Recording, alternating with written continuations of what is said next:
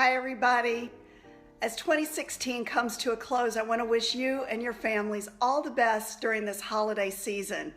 You can probably hear that I'm getting over some laryngitis, but I'm going to do my best because I want to tell you about my year.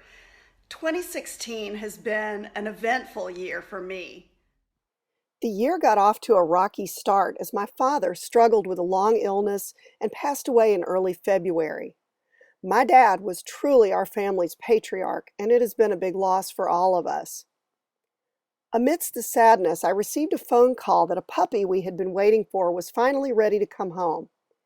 Pugs are bred as companions, and over the last months, Dixie has done her job well.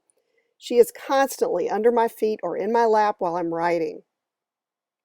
Because so many of you have asked for more fiction, I've spent most of 2016 in front of my computer. All told, I've typed nearly 500,000 words this year. I want to tell you about some of the stories I've been working on. You all know that Venice holds a special place in my heart, and I've been deep into research on painting and gilding in the Venetian Renaissance for a new book that's a prequel to my historical novel, The Gondola Maker. The new book is called The Painter's Apprentice, and it follows the story of a young woman who struggles to find her place inside a painter's workshop as the plague sweeps through the city in 1510. For another book, my research has taken me deep inside Renaissance Florence and into the making of one of the most iconic works of art history, Michelangelo's David. The story behind the David is fascinating, and I think I've found the perfect narrator to tell it. A young artist, a real person who we know was close to Michelangelo and worked with him on the Sistine Chapel, but about whom we know little else until now. The book is called The Giant, and I can't wait to share it with you. I've also been working on a series of historical novels based on the life of the painter Raphael Sanzio. Raphael painted portraits of some of the most interesting women of his time, and it's through his relationship with these sitters that we experience his story. Did you know that Raphael rubbed elbows with some of the most illustrious figures of the Italian Renaissance before he died under mysterious circumstances at age 37, and that he left a last testament, but no one has ever found it? My new series, The Last Testament of Raphael of Urbino, is coming soon. Well, in spite of writing all those words this year, producing a single book is a slow process for me. That's because I like to put my manuscript away between drafts. That way when I come back to it, I see it fresh.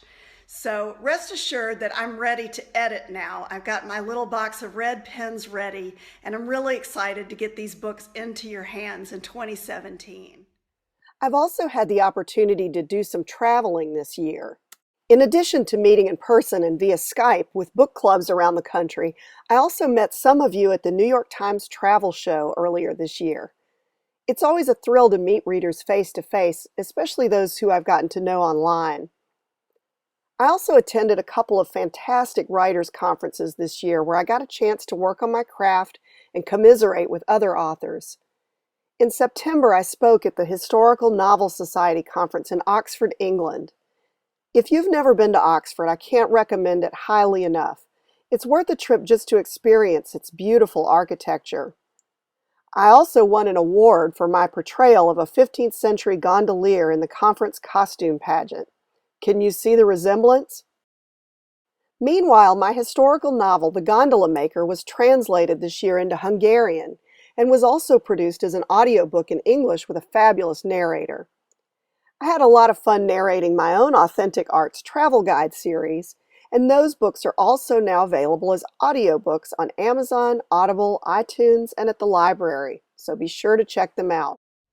Finally, I want to say that it's thanks to you that I get to do what I love. So thank you for reading my work, for emailing me, for contacting me to let me know your feedback, for supporting me. And I'm really excited to get this new work into your hands in 2017. If you'd like to receive an email when I publish a new book, just click the link below and add your name to the list. I'll put you in my readers group and you'll be among the first to know when I have something new out. In the meantime, I wish you all the peace and prosperity in the world in this new year, and I'll see you soon. Bye.